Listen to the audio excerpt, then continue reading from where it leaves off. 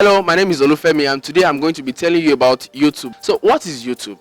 YouTube, simply put, is just like every social media platform where you can build your own community and you can post very good content that is made by you. It's actually not like every other TV stations where you have to just sit back, relax and watch a movie from it, or just consuming content. You are the content creator, and it's a community because you can actually build a legion of people that are interested in watching you, hearing you, seeing what you have to do and seeing what you can do.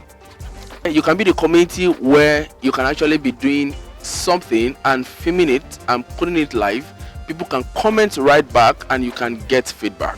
And YouTube is quite different from Instagram, Facebook, WhatsApp. The reason is because with Instagram, if you post the content and it goes viral, maybe after 2-3 weeks it goes down again. Nobody goes back to watch it. With search engine optimization, YouTube is very easy for your videos to come back up. A video you posted over a year ago can come back up and people start watching it, people start viewing it. With monetization on YouTube, you can have a video that is just 28 views, and just this month it's again for 28,000 views. That has been there over 6 months. Your videos can be as long as it can be and generate views again and again based on the easy search engine optimization results.